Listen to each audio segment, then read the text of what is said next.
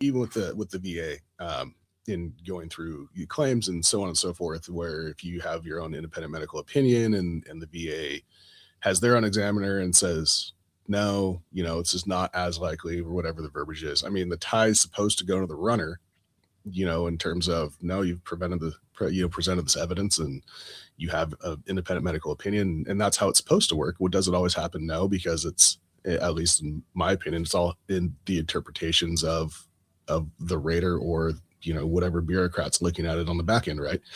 And that's how they interpret things in black and white, even though it's in black and white, in my opinion, that it's really not up for interpretation. And a lot of that we find is the fact that whoever packages that up for you and making sure, because the raider has certain things that they have to understand and see, and it has to be in a logical order. You probably don't know my story, but I fought forever. And then I had a ranger I interviewed on here help me go through the process.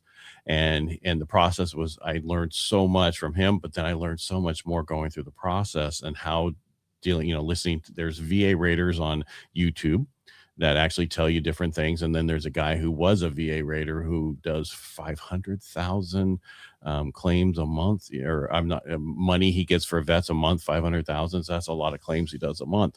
But what I'm getting at is it's all about how you package it into them. And most people don't explain it if they're doing it themselves very well. And that's how the issue is. Even if with the letters, a lot of people's doctors will write a Nexus letter, but they won't write it the way the VA wants it.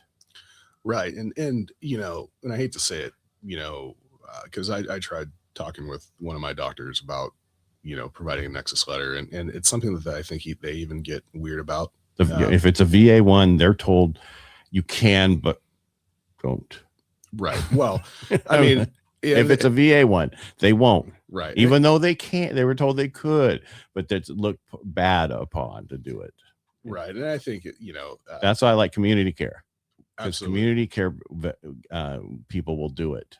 Because they're not beholden to the VA like the VA physicians. No, but this is even my private doctor, that I use my work insurance for, that was kind of like, I don't know.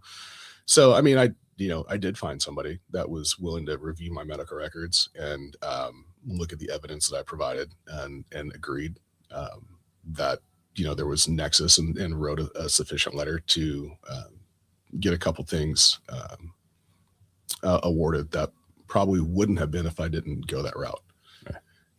And just so you know, I started a veterans benefit company this last year because of what I went through. And we have connections to PAs who will write the Nexus letters. We have psychiatrists who will write the Nexus letters. And it's not us, you pay them. It's just, we just found them because we find that in order to do that properly, you have to have a DBQ, you have to have a Nexus letter. And a lot of these people don't do that for you.